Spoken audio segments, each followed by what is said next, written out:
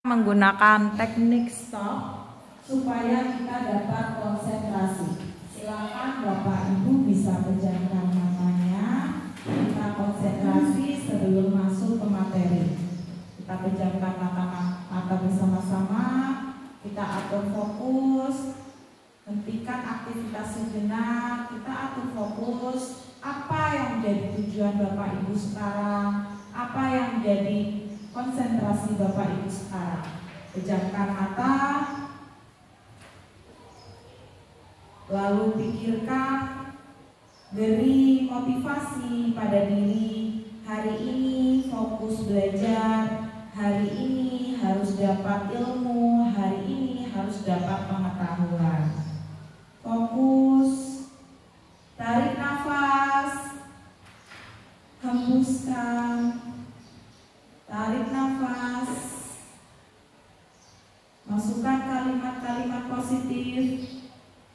Aku bisa konsentrasi, aku bisa mengambil makna pembelajaran pada hari ini, aku bisa menambahkan ilmu, aku bisa mengambil wawasan pada hari ini. Tarik nafas, hembuskan. Tarik nafas, hembuskan. Buka mata jika dirasa cukup. Oke, untuk hari ini kita masuk ke kegiatan yang ke sesi 3. Sesi 3 prinsip dan 9 langkah pengambilan keputusan. Nah, kemarin kita sudah ada pengantar nih. 4 paradigma kan sebelumnya.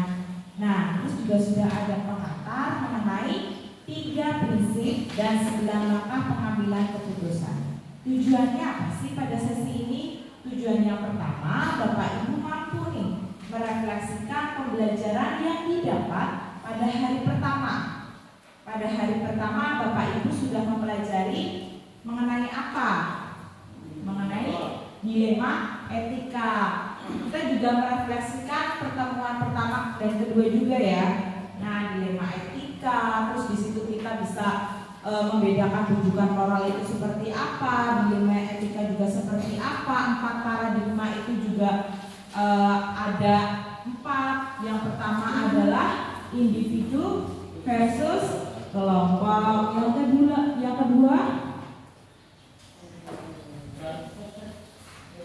Yang kedua jangka pendek, jangka panjang, lalu kesetiaan, rasa kasihan, terus kebenaran dan kesetiaan.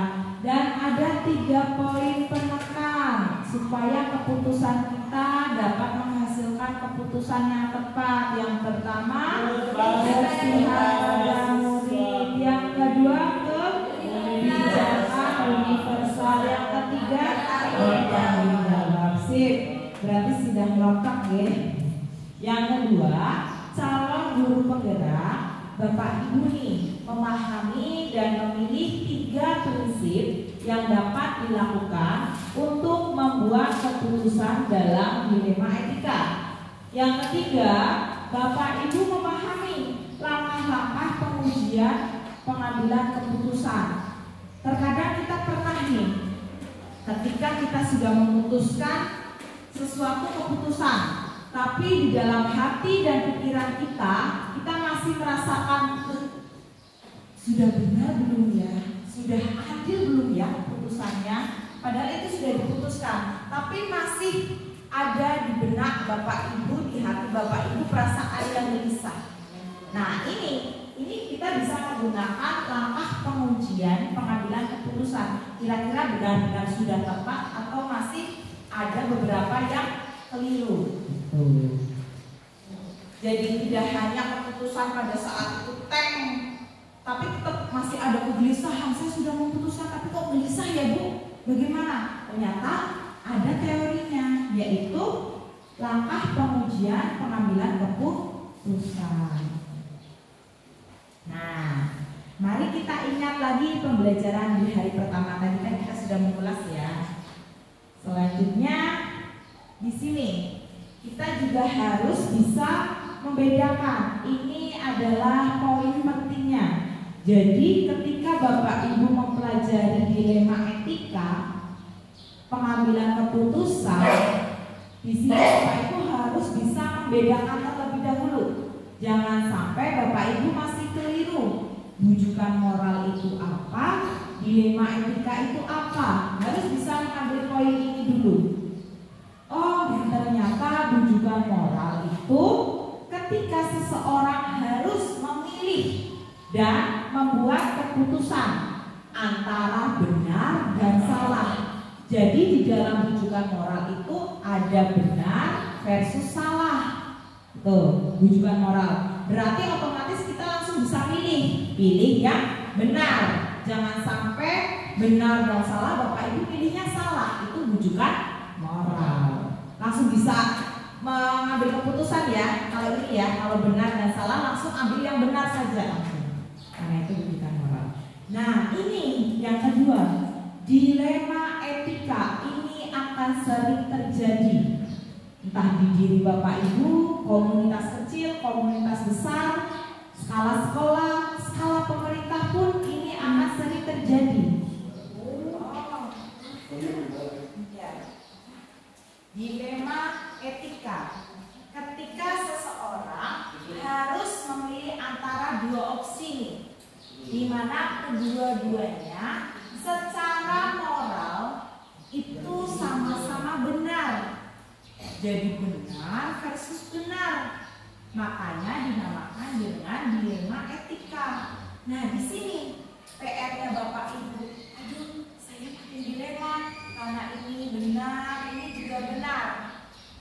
Nah, dalam pengambilan keputusan yang tepat, kita harus berpedoman pada 3.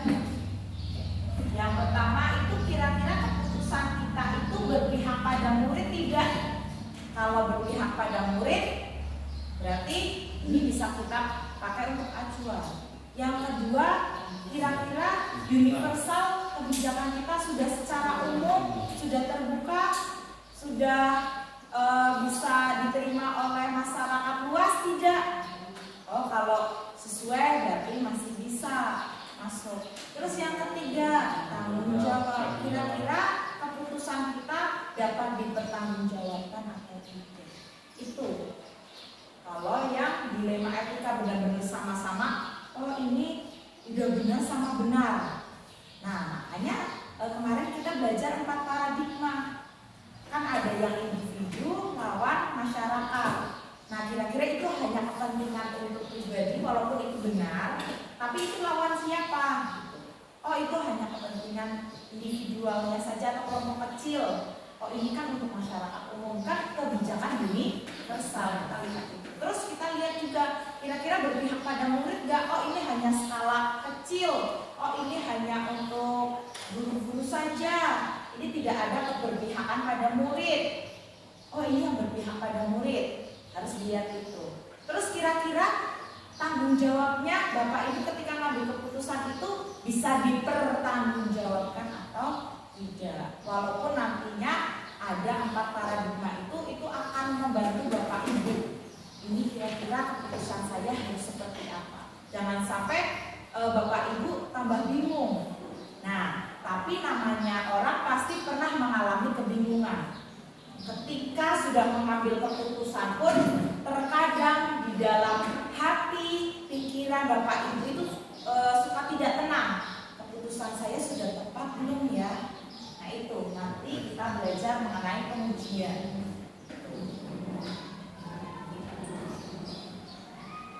Kalau yang ini aman ya? Bisa memahami semua ya? Nah, ini kemarin kita belajar tentang 4 paradigma dilema etika. Kalau individu lawan masyarakat sudah paham ya? Paham. Kalau kebenaran lawan kesetiaan. Kebenaran lawan kesetiaan, kira-kira itu yang seperti apa?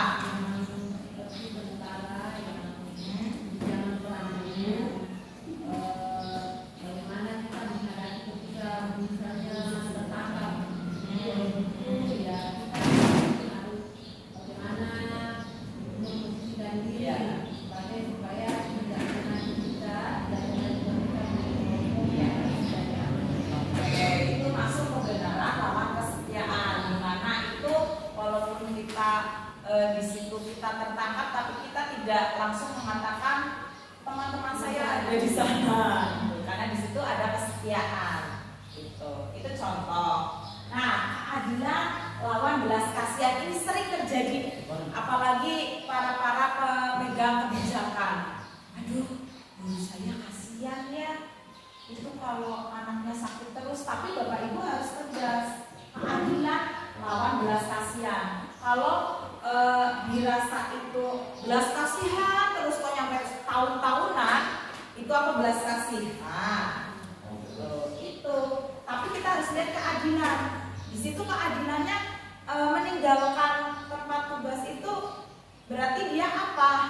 Nggak tanggung jawab kan? Gitu. Nah itu pokoknya mengambil keputusan itu dihindari. Yang keempat, jangka pendek dan jangka panjang. Mungkin keputusan kalau dilihat dari paradigma pendek dan panjang saat ini untuk jangka pendek ini masih aman. Tidak apa-apa saya melakukan dilema ini jangka pendek. Tapi kalau dilakukan terus menerus, itu kan kemarin ada beberapa kasus ada uang sisa sekian, tapi ini sudah universal Bu, sudah kebijakan universal. Tapi ternyata itu malah ada playing victim bermain di dalamnya. Nah itu jangka panjangnya nggak baik kan? Mungkin jangka pendeknya bisa menolong, tapi nanti jangka panjangnya kalau dilakukan terus menerus itu berdampak tidak baik. Itu juga Bapak Ibu harus memikirkan itu. Kalau ini anak.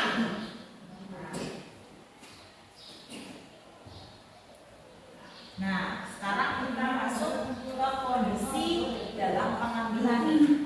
Yang pertama, melakukan demi kebaikan orang banyak. Sering Bapak Ibu melakukan ini. Saya melakukan demi kebaikan orang banyak. Saya melakukan ini karena nanti kalau saya nggak melakukan ini, Pak Mu dan Bu Eka nggak bisa balik. Ya sudah, untuk jangka pendek saat ini nggak masalah. Tapi kan kalau dilakukan terus-menerus juga itu akan berakibat yang tidak sesuai dengan itu. Ini mungkin kondisi dalam pengambilan keputusan kita sering merasakan ini. Bapak Ibu mungkin juga pernah merasakan itu. Yang kedua, menjunjung tinggi prinsip-prinsip atau nilai dalam diri Bapak Ibu. Jadi ketika kita melakukan sesuatu, mengambil keputusan, kita itu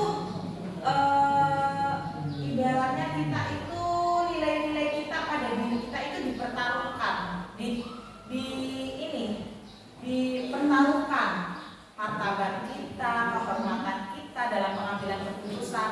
Jangan sampai kita dinilai tidak bijak. Jangan sampai keputusan kita menilai diri kita itu ini kurang bijak dalam pengambilan keputusan.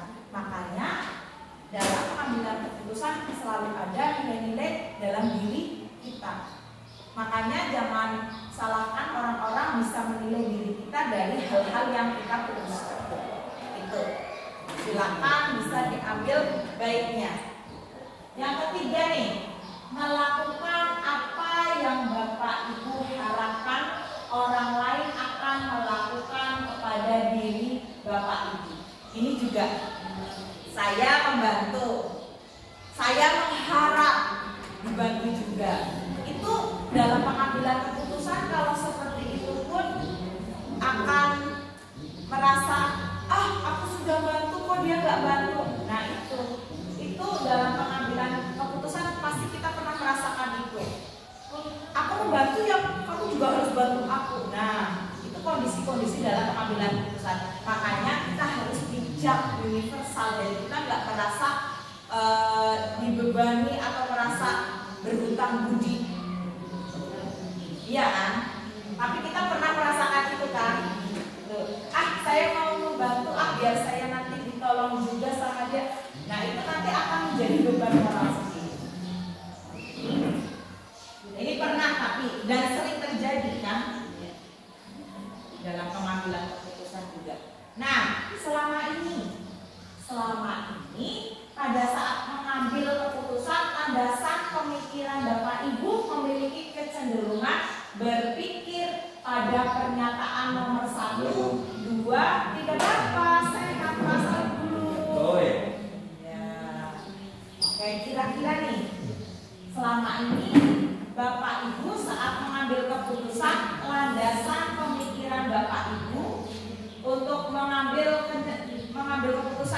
cenderung pada nomor 1 atau nomor 2? Nah ini kira-kira nomor 1 atau 2? Biasanya yang sering terjadi. Nomor berapa dari Pak Lang? Nomor 1 Bu Dev, 1 Pak Riko. Nomor berapa yang sering Bapak Riko rasakan? 1 Pak Nurul. Oke, Pak Ika, nomor berapa? Kira-kira. Jadi di sini kita sedang belajar dilema etika Pak Nurul. Nah, ini adalah kondisi dalam pengambilan keputusan. Kira-kira Bapak Ibu itu pernah merasakan di posisi 1, 2, atau 3 yang sering? 1. Pak Mu. 1 sering, 2 sering, 3 sering. Oh, berarti sering mengambil keputusan. Kalau Bu Her?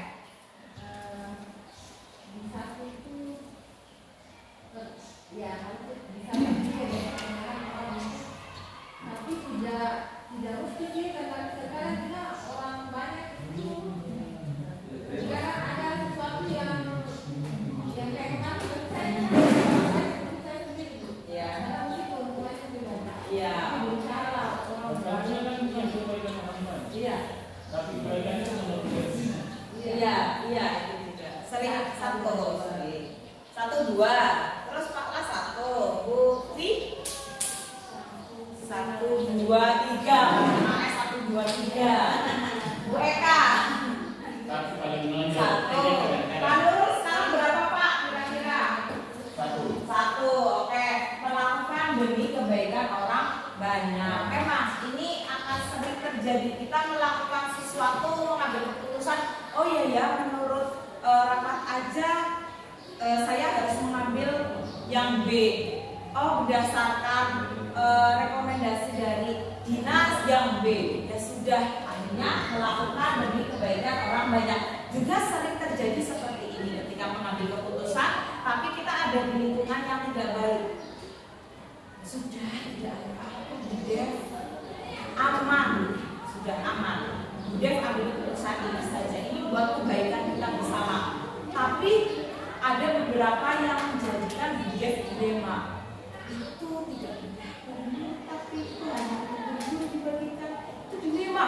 Nah, itu juga ada yang positif dan negatif. Tinggal Bapak Ibu menyaring kembali. Selanjutnya nih, 3 prinsip dalam pengambilan keputusan. Kita sering berpikir berbasis hasil akhir. Oh, keputusan ini hasil akhirnya ini.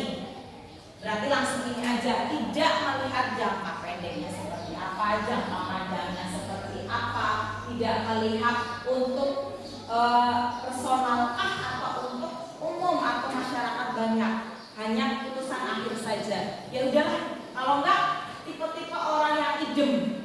Oh, banyak yang iya, udahlah, iya, akhir hasil akhir aja, iya, idem, saya idem aja, idem.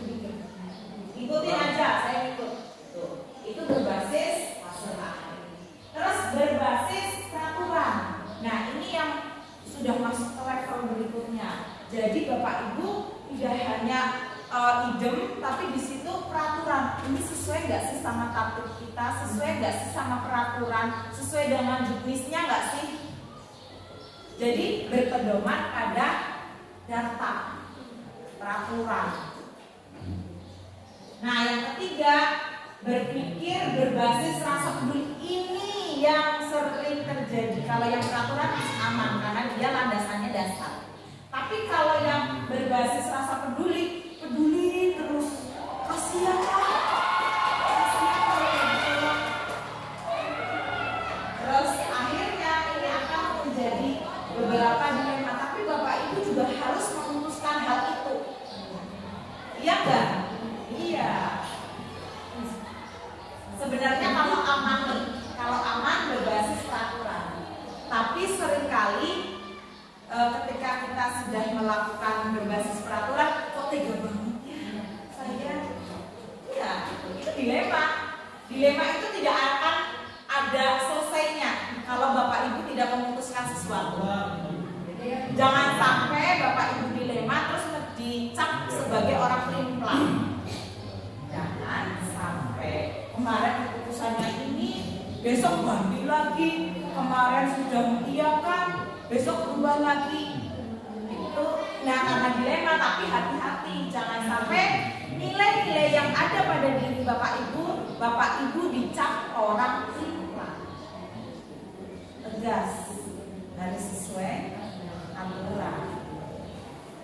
Kalau yang peraturan aman, tapi kadang masih dilemanya di atas dan di akhir. Akan terus seperti itu karena di dunianya dilema. Nah, di sini ada video 3 prinsip keputusan nih.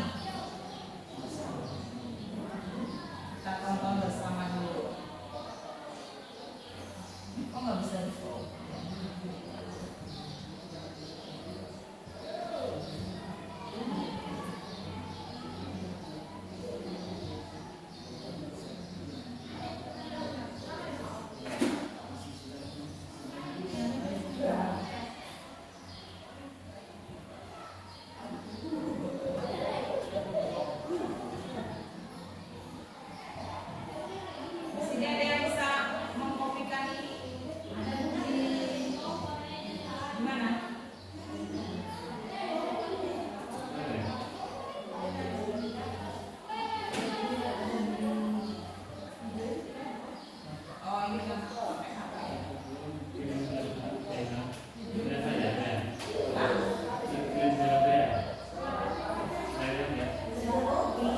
Coba kayaknya karena PPT-nya.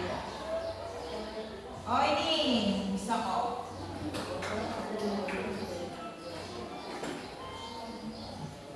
Tiga prinsip dilema etika.